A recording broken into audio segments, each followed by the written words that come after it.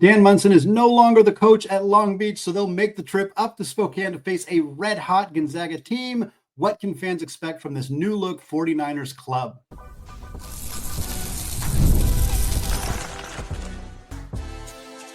You are Locked On Zags, your daily podcast on the Gonzaga Bulldogs. Part of the Locked On Podcast Network, your team every day. What is going on, y'all? Welcome into the Locked On Zags podcast, part of the Locked On Podcast Network, your team every day. I'm your host and longtime Gonzaga podcaster, Andy Patton, here to bring you news and updates on all things Zag athletics. Today's episode of Locked On Zags is brought to you by FanDuel. Folks, place your first $5 bet, and you will get started with $150 in bonus bets if you win. Just visit FanDuel.com today to get started. Well, we're closing out the show talking about how former Zags are doing this college basketball season. 6 former Zags playing at different D1 schools. We're going to talk about that. We're also going to get you ready for tonight's game. Not a lot of time to celebrate the big road win over San Diego State on Monday night, as we already got another game in Spokane between Gonzaga and Long Beach State. We'll talk about the 49ers, talk about this team, and then we'll also talk about 5 questions we have for this game that we're hoping to get answered at the end of the contest. We'll start with the details of the game. Gonzaga is taking on the 49ers of Long Beach State out of the Big West Conference. Wednesday, November 20th at 6 p.m. Pacific time. The game will be at the McCarthy Athletic Center, the third home game for Gonzaga this season, third real home game, I should say. Some folks will like to call the Baylor game a home game. It is not, in the sense that it is not at Gonzaga's true home arena, but they have played 4 of their games, or after this game, they'll have played 4 of their 5 games in Spokane before they go on their trip, of course, to Atlantis after that. The game will be on KHQ for those in the Spokane area. The game will be on ESPN Plus, I believe, for everybody else. And there has been some confusion on how to figure out how to watch Gonzaga games this year without Root Sports in the mix. I know many of you are Seattle-based or Portland-based, where you're not close enough to Spokane to get the KHQ stream, but ESPN Plus has historically blocked you out of those games. As I understand it at this point, as I'm recording the show, this game should be on ESPN Plus for everybody, except for those of you in Spokane. But the resource is Stephen Carr. He's on Twitter. He's on Blue Sky. Check him out there. He will be able to provide an update probably, hopefully a couple hours before the game. I know he said there's something being cooked in the Portland market in terms of another way to watch the game. So maybe we'll see if there's an update there. You can reach out to me on the Discord channel. You can reach out to me on social media. I'll do my best to get you an answer. Hopefully this becomes easier as the season goes on. According to Gonzaga's website, they are 1-0 all time against Long Beach State.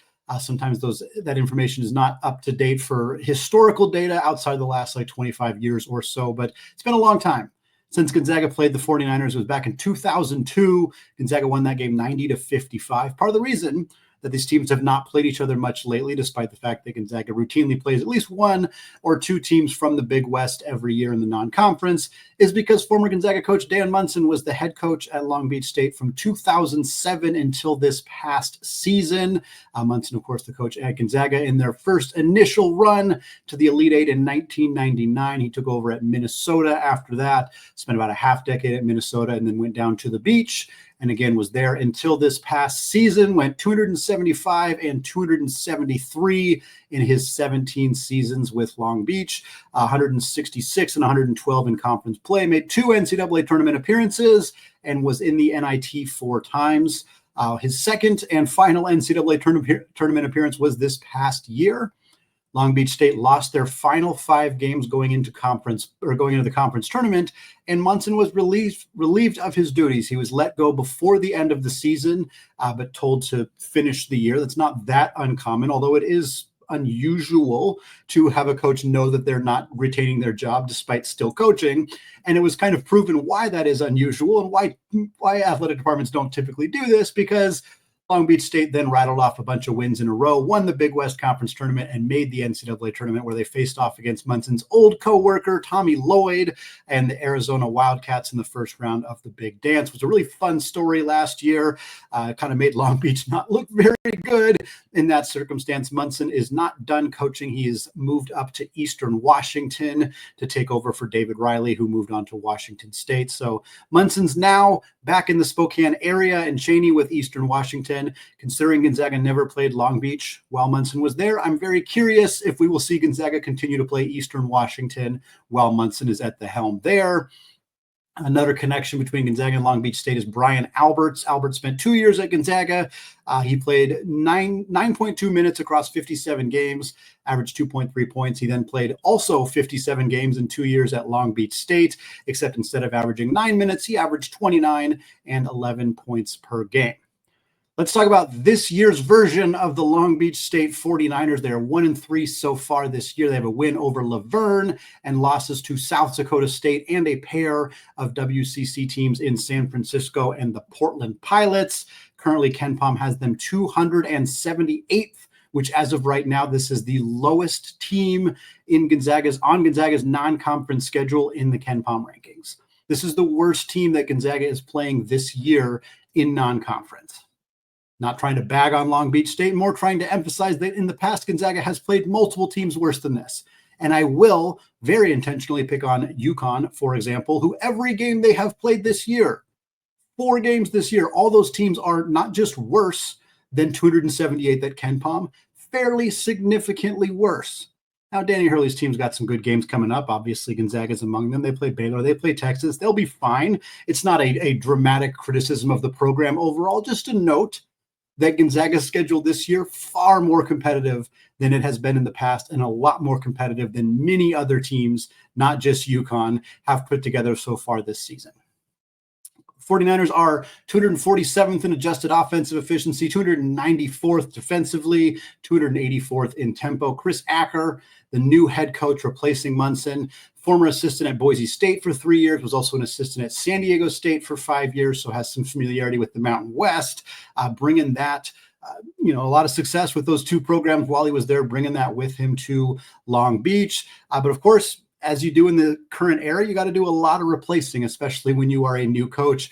This team kept 3 players from last year, less than 5% of their scoring, rebounding, and minutes from last year. They brought in 12 newcomers, 6 of them being D1 transfers, 3 of them being junior college transfers, 3 of them being high school recruits.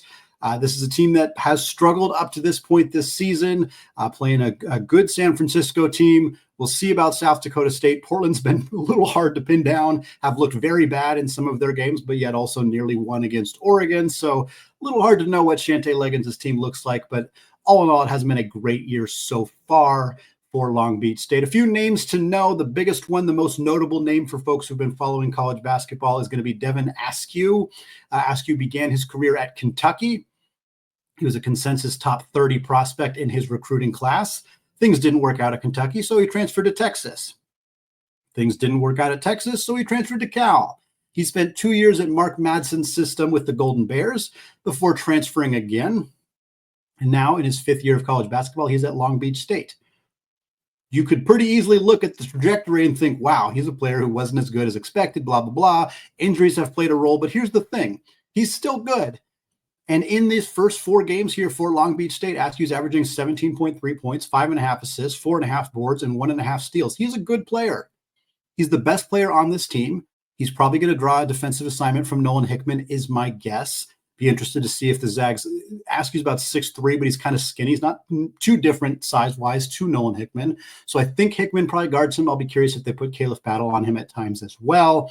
A few other names to note, TJ Wainwright, 15.5 points per game. He's shooting 43% from 3 to transfer, who averaged double figures last year at Robert Morris. And then Cam Denson, a name that might be familiar to Zag fans, transfer from Pacific, averaging about 9 and 6, and he is 4 of 8 from 3 so far this year.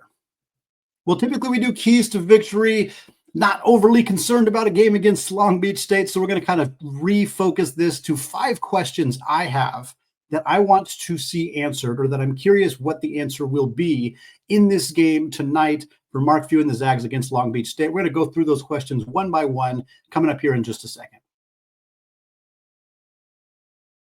But first, folks, I love a great deal just as much as the next guy, but I'm not going to crawl through a bed of hot coals just to save a few bucks. It has to be easy. So when Mint Mobile said it was easy to get wireless for $15 a month with the purchase of a 3-month plan, I called them on it.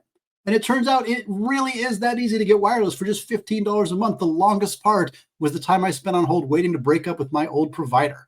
Activation is super easy with Mint Mobile. To get started, just go to mintmobile.com/lockedoncollege. You'll see that right now, all 3-month plans are only $15 a month, including their unlimited plan. All plans come with high-speed data and unlimited talk and text delivered on the nation's largest 5G network. You can use your own phone with any Mint Mobile plan and bring your phone number along with all your existing contacts.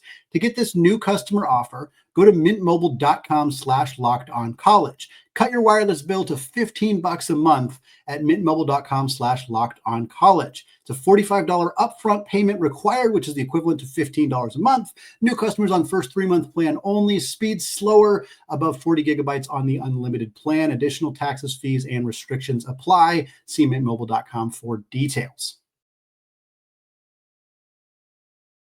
All right, folks, segment 2, still Andy Patton, still Locked On Zags podcast, and we're still getting you ready for tonight's battle between the 49ers of Long Beach State out of the Big West and Mark Few's Gonzaga Bulldogs. We talked about the 49ers, the history between Gonzaga and Long Beach, and this team's start to the season. Now I want to talk about 5 questions, things that I'm looking for, what I'll be watching for, etc., in this game tonight. On Thursday's show, we'll not only recap the game and the highlights and everything like that, we'll also kind of go through these questions, see how well they were answered by the team tonight. Number 1, can Gonzaga find their outside shot? And this is more of a response to what we saw on Monday night against San Diego State. I don't think we're shocked that Gonzaga had a relatively off shooting night. It was a true road environment. Teams typically shoot worse on the road. It was a team that coming into that game was 16th in the country in adjusted defensive efficiency. I think we kind of knew that there was a chance that Gonzaga's 3-point shooting wouldn't quite look up to speed. And that's the case. 5 of 20 was what Gonzaga shot against San Diego State. I didn't feel like it was a situation of a bunch of hideous shots, horrible possessions, things like that. I thought what Gonzaga did offensively against San Diego State was pretty good. I thought 80 points is nothing to sniff at against a team that's that good defensively. And I thought that the shot selection was good. I'm a little bit more concerned about the amount of misses around the rim as opposed to the misses from 3. Nolan Hickman missed 3-point shots that he typically makes. That's just something that happens.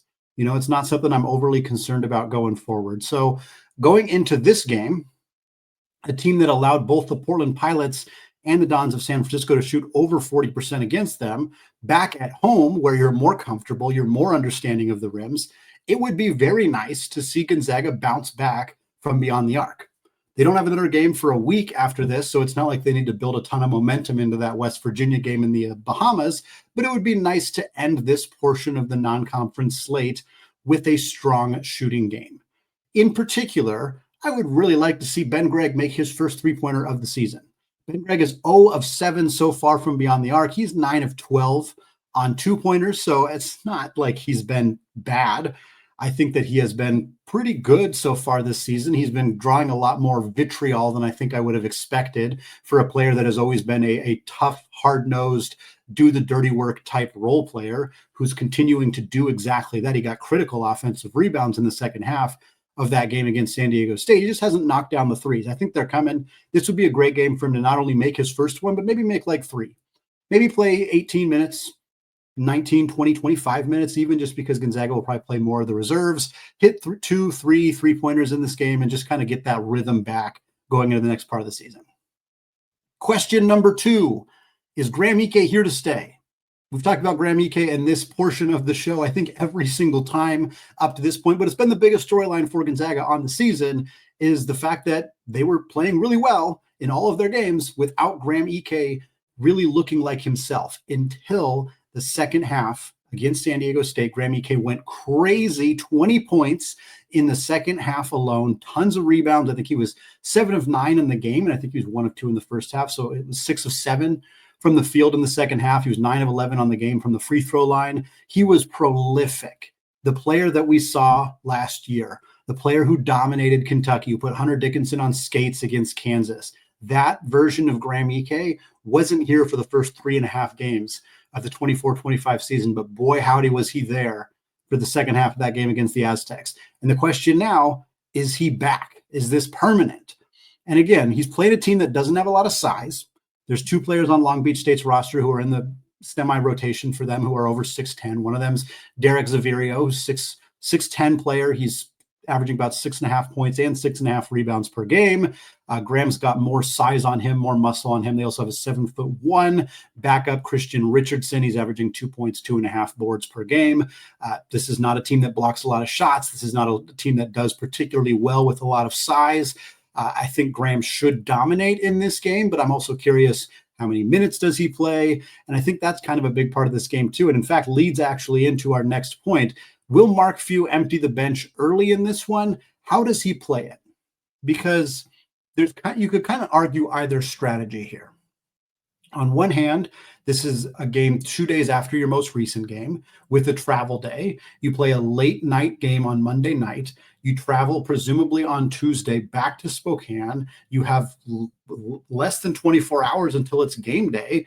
And then you got to get ready for this game. So it's a pretty quick turnaround. And guys who played a lot of minutes or who played a more physical type of game on Monday, like Graham Ike in particular, they may not be, back to 100% for this game. So you could make the argument that if Gonzaga gets a big lead, which the expectation is that they will, that maybe we don't play Graham much in the second half. Maybe he only plays 15, 17, 18 minutes, regardless of the foul trouble situation, which has obviously been a concern for Graham. Maybe you just don't play him all that much. Maybe it's the same with Ryan Nembhard or Nolan Hickman. Those guys get a little bit more of a break. But the flip side is that Gonzaga doesn't play again for 7 days. They play November 20th at home, Long Beach State. Then they play November 27th in the Bahamas against West Virginia. That's a pretty long gap. So I think you could also make the argument of we don't feel like we need to rest these players. My guess is that Mark Few is not going to push anybody past a limit unless they absolutely need to, which would be catastrophic in the sense of playing a competitive game for 40 minutes against Long Beach State. So I wouldn't be surprised if guys like Ike and Battle and Hickman and Ajayi potentially and others are in that 20, 25 minute range at most. Maybe Nembhard's a little bit more just because he's the pure point guard on the roster, but it would be nice to see nobody over 30 in this one and see some of those other guys play some more minutes, which leads to our next point. Will a non-rotation player for Gonzaga be the storyline out of this game? Because on last Friday against UMass Lowell, two of the biggest storylines outside of Gonzaga's just complete destruction of a pretty good Riverhawks team is the fact that Jun Suk-Yo had 8 points in 8 minutes, hit a ridiculous step-back three-pointer to give the crowd tacos, looked the best version of Jun Suk-Yo that we have seen during his time in Spokane. And then, of course, Joaquim Reyes-Moore Q, walk-on, making his season debut, his career debut for the Bulldogs, immediately threw up a bunch of shots, got a reverse lay-in that was really, really fun to watch, scored his first points. Tonight, against Long Beach State, will a player that's not in Gonzaga's rotation, whether it's Yo, whether it's Reyes-Moore, whether it's one of the other non-rotation players like Emmanuel Innocente or Ismaila Diani, who I expect/hope will get a fairly significant run in this game. I'd love to see Innocente play more than 15 minutes. I'd love to see Diani play 7 to 10 minutes in this game. I really want to see those guys get that experience, get those opportunities to play in front of the home crowd, give those other guys a rest who played some pretty exhausting minutes on Monday night against the Aztecs. And then, of course, on the walk-on side, maybe it's Q again. Maybe Joe Few's back. He was not on the bench for that game against UMass Lowell. Maybe it's Noah Holland who played, so we know he's going to not redshirt this season. Holland's the 6'9" junior college walk-on whose parents both played at Gonzaga. It would be fun to see him score his first points in this one as well. And then the last point here, can the Zags force 20 turnovers? Or more so, will this game end with Long Beach State having 20 or more turnovers? Because not all of them are going to be forced. Some of them are going to be guys stepping on the sideline, something like that. But I'd love to see Gonzaga just get out in transition, get a lot of turnovers, live ball turnovers, get down the floor. We saw that again against UMass Lowell where Dusty Stromer had back-to-back dunks that looked basically identical because they were able to force steals and get out in transition. Long Beach had 15 turnovers against San Francisco compared to just 5 assists, by the way. Devin Askew, we talked about earlier, is averaging 4 turnovers per game. This team's pretty turnover prone, and Gonzaga's defense has been excellent. And again, I don't think Gonzaga's defense forcing a lot of turnovers against Long Beach is necessarily going to tell us a ton about how they're going to do against, say, Kentucky or UConn or St. Mary's or teams like that later in the season. But it would be fun to see Gonzaga's streak of forcing a ton of turnovers, putting good ball pressure on opposing guards, getting out in transition and scoring easy buckets. It's just fun, aesthetic basketball to watch. And I would like for that to be the opportunity to watch a lot of that tonight against the 49ers. Switching gears to close out the show, 6 former Zags are playing college basketball this year at the Division I level, not in Spokane. We're going to talk about how those players are doing. Some of them are off to strong starts. Some of them are not off to particularly strong starts. We're going to talk about that coming up here in just a second. But first, folks, do you struggle to find the perfect gift during the holidays? Are you tired of wasting money on useless clutter that nobody really needs? Let me tell you about something that my family just bought for my mother-in-law last year. Skylight Frame is the touchscreen digital photo frame your whole family will love. You can upload thousands of photos with your phone and watch them appear in just seconds. Seamless sharing. Invite friends and family to easily share photos via the free Skylight mobile app or email. No account or subscription is required. You can add new photos straight from your phone from anywhere. It only takes a tap on your phone to send a new photo to a frame all the way across the country. It's the fastest, easiest way to keep loved ones in the loop. They'll feel so much more connected to you. Gift mode makes it a very meaningful and personalized gift. You can preload it with memories without opening the box. Surprise them with old sentimental photos as soon as it's plugged in, and setup is super, super easy. And now, as a special limited time offer for our listeners, get $20 off your purchase of a Skylight Frame when you go to skylightframe.com/college. That's skylightframe.com/college. Get $20 off your purchase now at skylightframe.com/college. Today's episode is also brought to you by FanDuel. Folks, get ready to tackle the college hoops action this season with FanDuel, America's #1 sportsbook. Because right now, new customers can bet $5 and get $150 in bonus bets if you win. The FanDuel Sportsbook app gives you everything you need to place live bets all in one place. So when you get a hunch in the middle of the game, you can check out the latest stats, view live play-by-play, and so much more, all on the same page where you place your bets.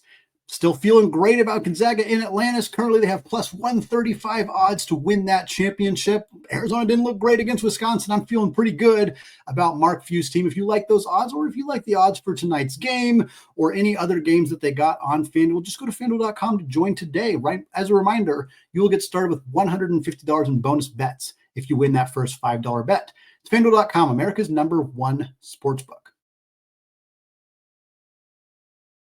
All right, folks, still Andy Patton, still Locked On Zags podcast, closing out the show, talking about the 6 former Gonzaga Bulldogs who are still in college basketball, just not playing with Mark Few's program. Try to do this a couple times a year. I know people are just kind of curious how those guys are doing. We tend to want to root for our former players at other places. I know not everybody feels that way. Some people a little jaded when players leave, and I can understand that. I can respect that as long as we're not being overly disrespectful about said players. But regardless of whether you're somebody who wants to see them succeed or maybe is more ambivalent regarding their success, I think it's always fun to kind of just take a look at how things are going. Obviously, we're very early in the year, so not a ton of data points to talk about, but let's start with the player who transferred the longest ago. That was Oumar Ballo, who's been in college basketball for a really long time. Ballo started his career at Gonzaga back in the 2020-21 season. He appeared in 24 games for the Zags in that year when they went all the way to the national championship game. Played 6.3 minutes per game, averaged 2.5 points. He had some injury stuff. And once he got injured, he kind of lost his spot in the rotation, didn't really get a chance to kind of carve out more playing time after that. He transferred to Arizona, followed Tommy Lloyd over there. Lloyd was who recruited him out of Mali originally. He spent 3 years with the Wildcats, was 2-time All-Pac-12, was the most improved player in the conference, finished his 3-year Arizona career averaging 11.5 points, 7.7 boards, and 1.2 blocks. But instead of staying at Arizona for his final year of eligibility, Ballo opted to enter the transfer portal, commanded a huge amount of money, reportedly over $1 million, submitted to him by Mike Woodson and the Indiana Hoosiers. And through his first 3 games with Indiana, Ballo averaging 13 points per game, 9.3 boards, and 3.3 blocks. Indiana's played 2 cupcakes and then played South Carolina, who was a 6th seed in the Big Dance last year.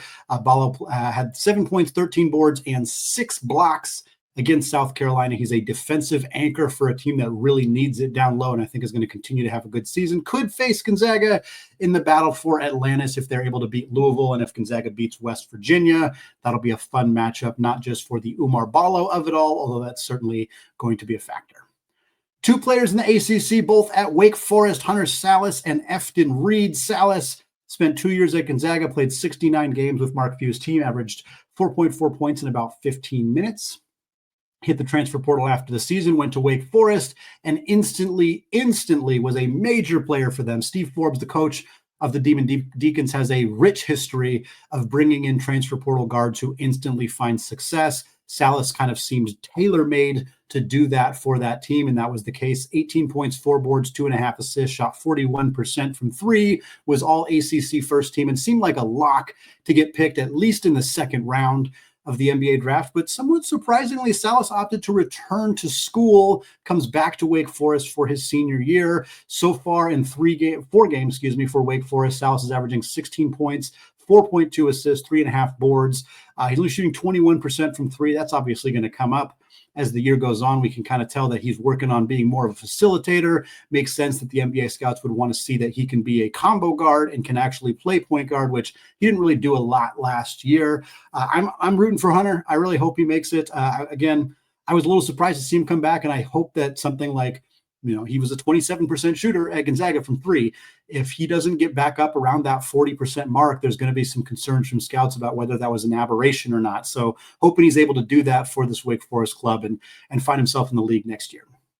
Efton Reed began his career at LSU, played 20 minutes per game as a freshman for the Tigers, came to Gonzaga and did not play 20 minutes per game. He played under 5 minutes a game in 25 games, was just outside the rotation. Ben Gregg passed him early in the season, and Reed was the 4th big on a team that didn't really play 4 bigs, so wasn't a surprise to see him at the transfer portal after the year. He ends up following Sallis to Wake Forest in his first year with the Demon Deacons, about 10 points and 8 rebounds and 1.3 blocks, shooting about 60% on 2-pointers. This year, he's been really good. Still averaging about 9 points, a little less in the boards, about 7 boards per game, but he's shooting 72% on 2-pointers. I'm happy for Efton. I want to see him succeed. He's still got foul issues. That was a big part of his issues at Gonzaga, was a big part of his issues last year at Wake, and it's a part of his issues this year.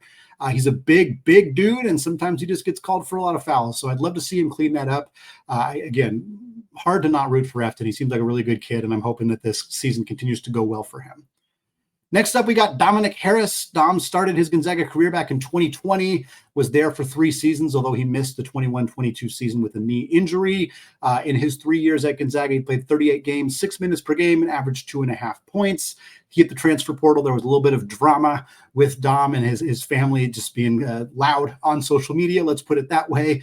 He went to LMU, had a good season with the Lions, 14 points per game, shot just under 45% from 3, didn't play particularly well against Gonzaga in the one game that he played there, but showed out really well as one of the best shooters in the entire conference. Hit the portal again and ends up at UCLA, and folks, the UCLA they were pumped. They were excited for this young man coming in, the 3-point shooting that he did at LMU, and it hasn't gone well. It has not gone well for Dom. He's played 3 games so far for Mick Cronin and the Bruins. He's playing just under 13 minutes per night. He has scored 3 total points. On 1 made 3-pointer, he has taken 11. 1 of 11 from 3 so far this season. He is not really in the rotation for UCLA. It seems like there's a bit of inconsistency with his playing time. I know some fans have been a little confused and frustrated by his performance so far this season. We'll see if he turns it around. Dom's had a bit of an up and down career up to this point. I would like to see him succeed. I think you always want to see guys succeed, but hasn't been much of a story for him so far at UCLA. We'll see if that changes as the year goes on. 2 more guys. We're not going to spend a lot of time on either of them because neither of them have played yet this season, as Pavle Stosic and Colby Brooks. Stosic was at Gonzaga last year. Very late addition to the roster. I think they committed him in late September from overseas. Played in just 14 games for the Zags, scored 14 points, all in garbage time. Transferred this offseason to Utah State. By the way, Utah State, really, really good team so far this season. Stosic appears to be redshirting for them, which means he'll have 3 years of eligibility after this, which means he could be facing Gonzaga as a conference member because Gonzaga and Utah State will be in the Pac-12 together a couple years from now. So that could be a fun kind of reunion of sorts between Mark Few and the staff and Pavle Stosic. Colby Brooks walked on to Gonzaga, was there for a couple of years, played in 22 total games with the Zags, averaged 1.6 points. After this year, He graduated from Gonzaga and went to San Diego to continue his academic career and join the basketball team as well. I believe he is a scholarship player for Steve Lavin and the Toreros, but he has yet to play this season. I don't know if it's a redshirt situation where maybe it's a 2-year grad program and he's redshirting and going to play next year, whether he just hasn't gotten into a game yet, if there's an injury situation. I don't know. I'm hoping to find out and be able to report back. I know I've had some questions in the Discord channel and some other folks who are just wanting to know what's going on with Colby Brooks, how life is for him, being a guy who transferred as a walk-on to another program in the conference. It's just kind of a unique story. So hopefully we'll get some updates on Colby Brooks and San Diego as the season goes on. It's going to wrap it up for me today here on the Locked On Zags podcast. Folks, thank you so much to those of you who have made this show your first listen or your first watch of the day. Looking forward to a fun game tonight. Again, join the Locked On Zags Discord channel if you have not done so yet. There's a link in the show notes on audio and video platforms, and come hang out. We'll have a live thread going throughout the game where we'll be chatting about what we're seeing. It's a lot of fun. Check it out there. We'll have a show recapping this game on Thursday, and then Friday we'll get you ready for the upcoming week of games. Thanks again for listening, folks. And until next time, as always, go Zags.